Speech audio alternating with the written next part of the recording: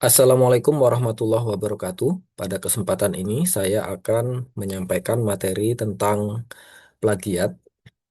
Materi ini sebagian diambil dari materinya Prof. Ahmad Fauzi, izin untuk Prof. Ahmad Fauzi, dan sebagian saya tambah-tambahin ya.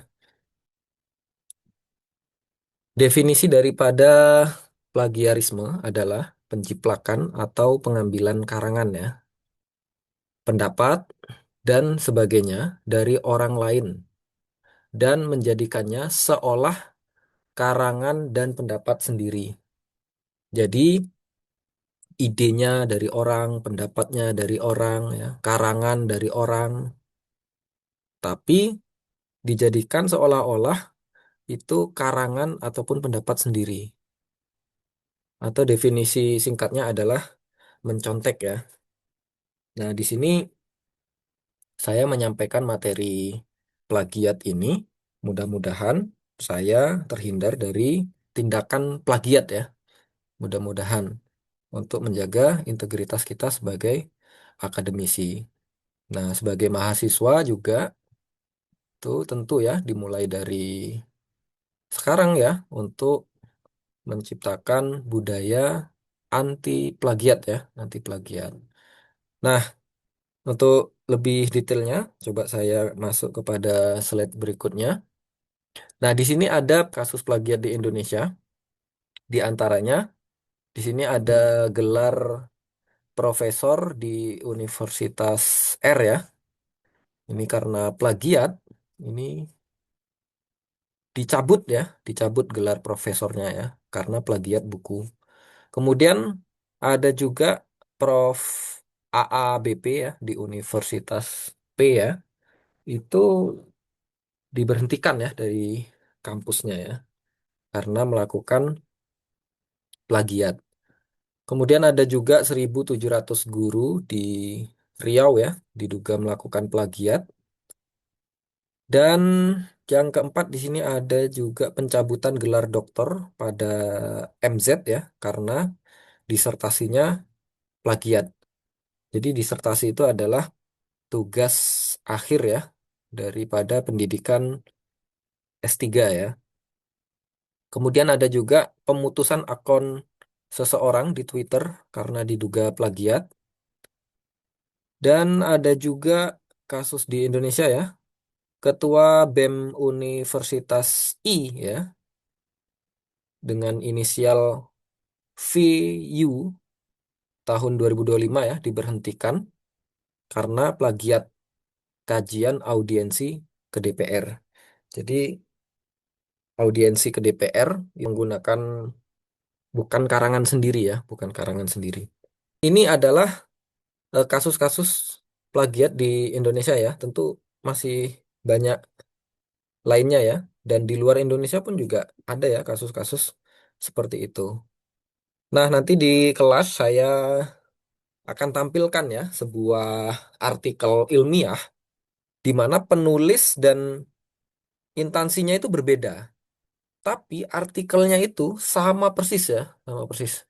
Tapi tidak saya sampaikan di sini ya, di YouTube ini. Saya tampilkan aja nanti di kelas. Kemudian hal yang tidak tergolong plagiarisme. Nah, ini hal yang tidak tergolong plagiarisme, diantaranya yaitu menggunakan informasi yang berupa fakta umum. Nah, ada fakta umum ya, misalnya apa? BBM. BBM kan udah fakta umum ya, bahan bakar minyak ya. Kemudian di sini ya, hal yang tidak tergolong plagiarisme, yaitu apa nih? Menuliskan kembali dengan mengubah kalimat atau parafrase opini orang lain dengan memberikan sumber jelas. Nah, ini tidak tergolong plagiarisme ya. Kita mengambil paragraf, kalimat dari artikel, kemudian kita parafrase, kemudian kita tampilkan sumbernya jelas gitu ya. Misalnya tentang produktivitas misalnya ya. Produktivitas merupakan bla bla bla bla. Kemudian kita cantumkan sumbernya dari Misalnya Purnomo gitu ya, 2024. Kemudian di daftar pustakanya kita cantumkan ya. Kemudian hal yang tidak tergolong plagiarisme, di sini ada mengutip secukupnya tulisan orang lain dengan memberikan tanda batas jelas bagian kutipan dan menuliskan sumbernya. Nah, jadi intinya hal-hal yang kita ambil dari karya orang lain ya, itu dicantumkan sumbernya. Nah, ini merupakan hal yang tidak tergolong plagiarisme ya, seperti itu. Nah, kita lanjut di sini tipe plagiat. Ada plagiat pada tugas individu, ada plagiat pada tugas kelompok. Ini kalau yang plagiat pada tugas individu, menggunakan ide, kata-kata, pekerjaan dari mahasiswa lain, dan mengumpulkan tugas sebagai pekerjaannya. Padahal itu adalah ide teman kalian nih ya. Kemudian pekerjaan dari teman kalian nih ya. Kemudian mengumpulkan tugas tersebut sebagai pekerjaanmu ya, sebagai pekerjaanmu. Dan ditulis itu adalah disusun oleh namamu. Nah, ini termasuk plagiat ya kalau seperti itu ya. Artinya di situ ada kebohongan ya. Anda tidak mengerjakan, tapi seolah-olah itu kerjaan Anda ya. Nah, kemudian plagiat pada tugas kelompok, berkontribusi, berkontribusi kurang dibandingkan teman lainnya dan mengklaim memiliki beban kerja dan nilai yang sama. Jadi ketika ada tugas kelompok, misalnya kelompoknya ada 5 orang ya, padahal yang satu orang ini kontribusinya sangat sedikit, tapi mengklaim ya memiliki beban kerja dan nilai yang sama. Ini juga termasuk plagiat karena di situ ada apa semacam kebohongan ya. Nah ini contoh ya, contoh non plagiat plagiat. Nah, ini yang pertama ini yang bukan plagiat nih, kalau bukan plagiat ya. Anda berdiskusi dengan siswa lain tentang metode, buku apa yang dipakai dan bagaimana menyelesaikan masalah. Kemudian Anda berpisah dan menuliskan tugas Anda masing-masing. Jadi diskusinya bareng-bareng, ya. Kemudian Anda berpisah dan menuliskan tugas Anda masing-masing. Nah, ini termasuk bukan plagiat ya. Nah, jadi diskusinya itu baik ya, bagus ya. Tapi Anda berpisah, kemudian menuliskan tugas Anda masing-masing. Nah, ini bukan termasuk plagiat ya. Nah, yang termasuk plagiat yang bagaimana? Nah, ini nih. Anda saling lihat hasil pekerjaan, menulis bersama-sama menggunakan resource, sumber ya, quotes, parafrase, notes, ide yang sama. Nah, ini termasuk daripada plagiat ya. Kemudian ada lagi contoh plagiat ya. Anda membayar atau menyuruh orang lain mengerjakannya. Nah, ini termasuk juga plagiat karena ada apa? Kebohongan ya.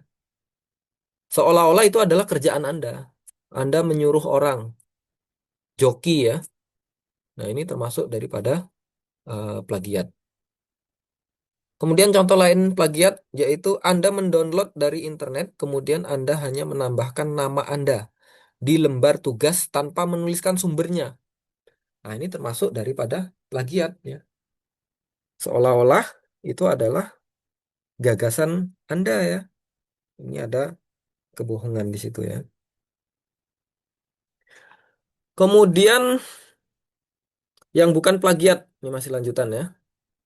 Menggunakan material terpublikasi dari internet, tapi selalu Anda kutip dari mana tulisan itu diperoleh. Nah, kalau tadi kita ngambil di internet, tapi tidak menuliskan sumbernya, kemudian langsung ditulis nama Anda ya, itu plagiat. Nah, kalau yang ini, dia sama mengambil dari internet, tapi bedanya adalah menuliskan ya, menuliskan sumbernya itu dari mana, diperoleh dari mana. Nah, ini sudah tidak termasuk plagiat ya. Kemudian contoh plagiat lainnya yaitu Anda tidak selalu mengutip sumber Anda. Anda tidak selalu mengutip sumber Anda. Nah, ini contoh daripada plagiat ya. Sumbernya tidak dicantumkan ya. Kemudian contoh plagiat lainnya, Anda melakukan kutipan tidak lengkap dan tidak benar. Jadi nggak lengkap, tidak benar ya. Ini termasuk daripada plagiat. Kemudian contoh plagiat lainnya, membiarkan tulisan Anda dicontek. Nah, ini sering kali ya saya jumpai ya ketika UTS ataupun UAS ya. Itu orang yang memberikan contekan kepada temannya. Nah, ini termasuk daripada tindakan plagiat ya. Membiarkan ya tulisan Anda itu dicontek. Nah, ini termasuk daripada plagiat. Nah, ini tip menghindari plagiat ya. Ini sebenarnya materi ini untuk saya sendiri juga ya, supaya terhindar daripada tindakan plagiat ya. Nah, ini tip menghindari plagiat. Nah, kerjakan sendiri tugas kuliah ya. Nah, kerjakan sendiri, percaya diri ya. Kemudian tips menghindari plagiat yaitu kerja keras ya. Ya, memang ketika kita membuat tugas ya, itu kalau tidak bekerja keras ya, malas ya, sehingga terjerumus ya kepada hal-hal yang mudah ya. Ada yang menawarkan jasa ya. Mau nggak saya buatkan laporannya? Mau nggak saya buatkan eh, publikasi ya, publikasi jurnal? Dah terima beres, nanti sekian bayarnya. Nah, itu ada beberapa seperti itu ya. Nah, kalau kita tidak menghalaunya, nah ini bahaya. Nanti bisa masuk ya kategori terjerumus ke ini plagiarisme ya. Kemudian tips menghindari plagiat di sini ya. Ini daftar pustaka ya, kerjaan Anda, reference kerjaan Anda ya. Diberi referensi ya, referensi daripada tulisan Anda ya. Kemudian tipsnya lagi yaitu hati-hati dan jujur ya. Ya, ini kuncinya ya, jujur ya. Tidak ada kebohongan ya. Kalau dikerjakan orang lain kan artinya kemudian itu diklaim sebagai pekerjaan Anda ya, artinya itu di situ ada kebohongan ya. Kemudian tipsnya ya atur waktu ya, atur waktu. Kalian nanti ketika membuat tugas akhir skripsi ya, itu ya atur waktu ya. Jadi skripsi itu tidak sekejap ya, tidak tiba-tiba jadi bab satu, bab 2, bab 3 dalam 2 malam tuh tidak begitu ya. Nah, itu ada step by stepnya ya. Harus kita observasi dulu kasusnya apa ya. Kemudian kita lihat nanti metodenya apa yang cocok ya. Kemudian data-data yang akan diperlukan data apa saja, pas tidak gitu ya. Nah, itu harus mengatur waktu ya untuk mencapai target tugas akhir ataupun skripsi nanti bisa berjalan dengan sesuai yang diharapkan ya. Nah, jadi seperti itu ya. Nah, ini jadi sangat penting ya untuk memiliki kemampuan menulis ya, menulis kata-kata ya. Jadi semakin banyak kosakata itu semakin mudah kita dalam membuat tugas akhir ya nantinya ya, dalam melakukan penelitian ya, dalam mempublish jurnal, nah, dan ide pengarang asli dalam pekerjaan Anda. Nah, ya. Jadi sangat penting untuk memiliki kemampuan menuliskan kata-kata ya. Nah, berbicara plagiat ya. Plagiat tadi intinya mencontek ya. Kemudian ya ada kebohongan di situ ya. Nah, tentu plagiat itu ya melanggar norma ya, norma-norma yang ada ya. Kalau di Indonesia nih dikenal ada 4 norma ya. Ada norma agama. Dari sisi norma agama ya tidak diperbolehkan ya kalau mencontek, melakukan kebohongan ya. Tidak boleh karena itu zolim ya. Ini sebenarnya nasihat untuk saya sendiri juga ya. Supaya terhindar daripada itu ya. Dari sisi norma hukum ya jelas tidak boleh ya karena ya itu menjadikan integritasnya turun ya. degradasi integritas ya. Secara hukumnya ya kebohongan itu hal yang tidak baik ya. Dari sisi norma kesusilaan ya, ya jelas tidak baik ya namanya ada kebohongan ya. Seolah-olah karya itu adalah karya kalian, padahal karyanya itu dibuatkan oleh orang lain ya, joki ya. Dari kesusilaannya ya tidak tidak masuk ya. Dari norma kesopanan juga tidak masuk juga ya. Jadi cukup jelas ya, plagiat itu ya tidak diperbolehkan ya.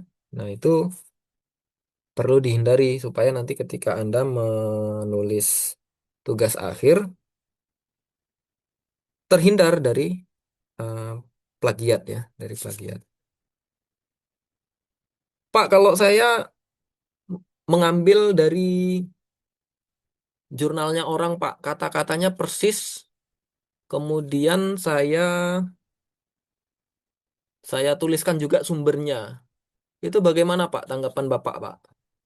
Nah, kalau saran saya, kalau Anda ngambil kata-kata dari jurnal ya, itu diparafrase ya, tanpa mengubah makna isinya. Jadi diparafrase supaya apa?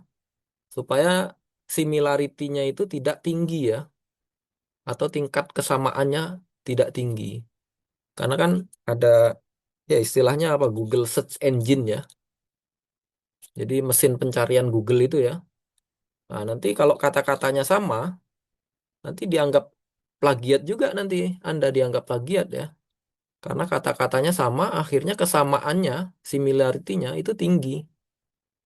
Misal ketika dicek pakai Turnitin ya, nah itu bisa tinggi.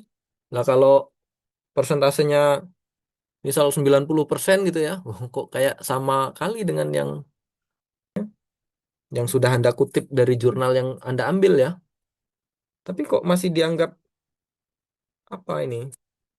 Similarity-nya tinggi ya. Ya dianggap plagiat ya. Nah, itu saran saya di parafrase ya, diubah kalimatnya tanpa mengubah makna isinya. Nah, jadi seperti itu ya. Apa Pak contohnya? Ya, contohnya apa misalnya? Gini aja lah simpelnya ya. Bapak pergi ke pasar. Nah, itu kalimat dari jurnal yang Anda lihat ya. Kan bisa diubah pasar dikunjungi Bapak gitu ya. Nah, itu kan sudah berubah ya. Nah, kurang lebihnya seperti itu. Oke, sekian materi pada kesempatan hari ini. Mudah-mudahan bisa kita laksanakan bersama-sama. Ini nasihat untuk saya pribadi juga ya, bukan untuk kalian saja. Ini bisa saja terjadi kepada siapapun ya. Nah, ini harus diulang-ulang ya materi ini sebenarnya supaya menjadi pengingat ya bagi kita bersama. Mudah-mudahan kita terhindar dari yang namanya plagiarisme ya. Saya cukupkan, sekian. Assalamualaikum warahmatullahi wabarakatuh.